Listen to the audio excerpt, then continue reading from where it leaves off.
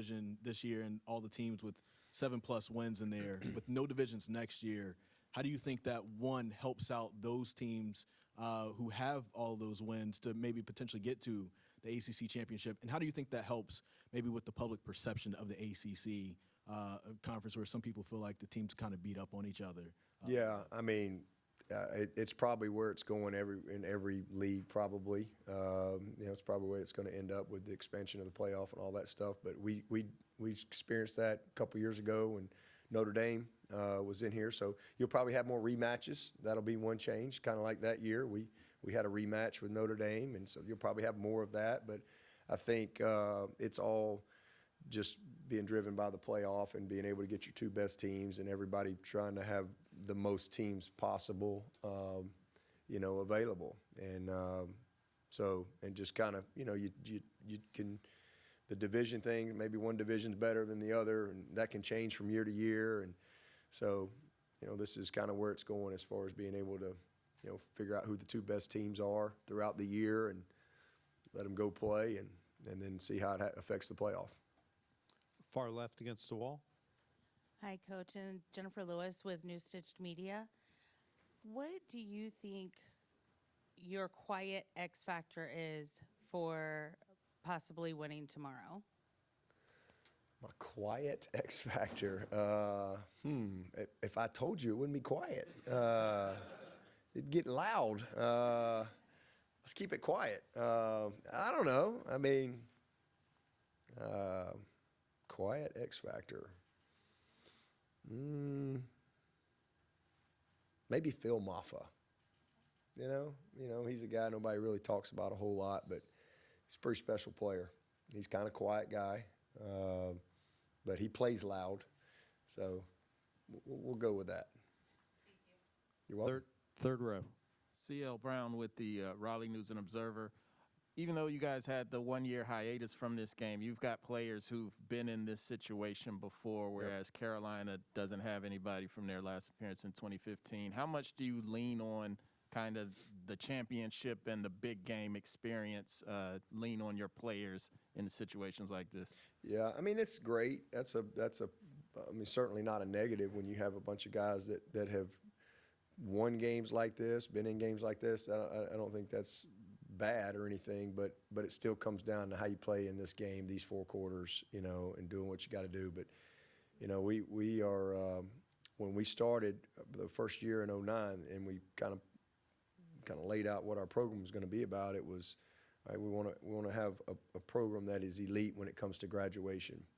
And we've done that. And then we wanted to build a program that really truly built great men, equipped men with skills and career opportunities and relationships and real true tools for life. And we've done that. And then we wanted to have a program where when their time was up, they said, man, that was a great experience. We wanted them to have a great experience. We want to embrace college, and we've done that. But the last thing was we wanted everybody that came to Clemson to win a championship. And that's how we've built the program, and nothing has changed from that.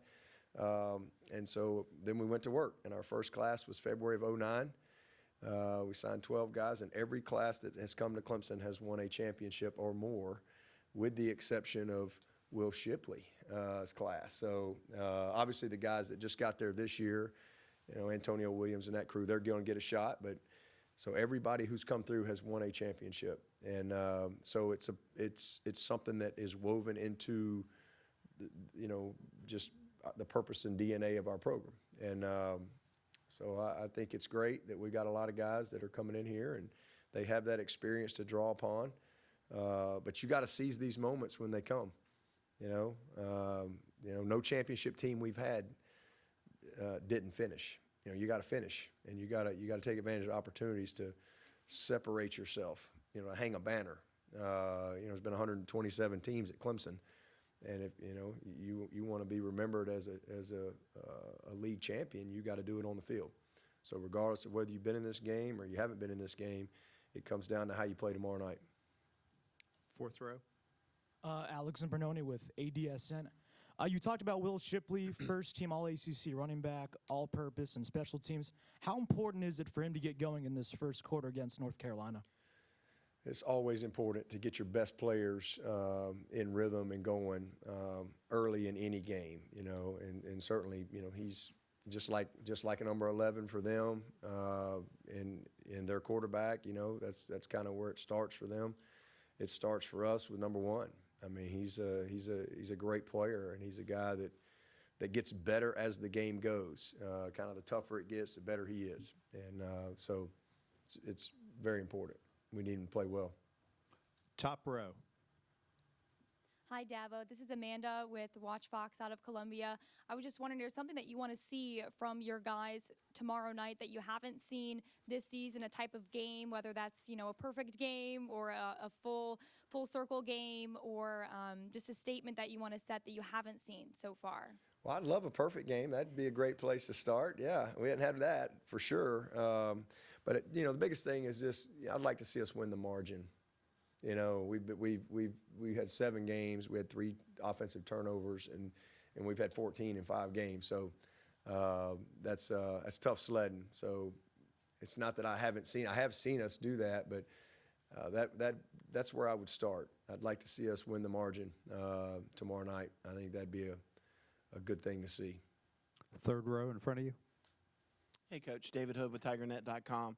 You got the administrative staff and the secretaries involved in a little film action earlier this week, and just wondering, what did the rest of the week look like after Mental Monday?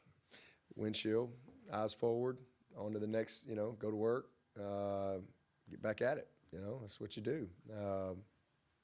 Just learn from it and put your eyes on the next opponent and what you got to do to get ready to go play well. So we've had a good week of practice. The guys are excited about playing, and hopefully we can. First of all, we're thankful that we get a chance to go play. Because most of the time your season ends. So it's nice to be able to get back at it and play another game and hopefully just play well. But good week of practice. Top row on the right. Hey, Dabo. Pat Walter here in the back from WRAL. Do you feel like you have to take any extra motivational measures with your guys, given the way the regular season ended and that this ACC championship game doesn't necessarily have the playoff implications it normally does? No. I mean, again, there's only 4 teams that go to the playoff. And we've been there 6 times, and that's probably about the most of anybody. So it's hard to do that. I mean, it's really hard. This is what we're playing for right here. Those are all great things, but those are things that come when you win your league. I mean, we know what's at stake.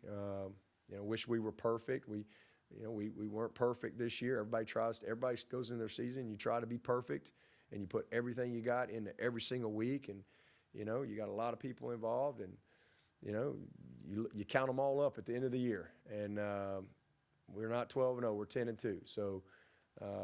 We won't have the opportunity to go in the Final Four, but whether we were 12-0 or 10-2, we still need to win that. So nothing has changed from that standpoint.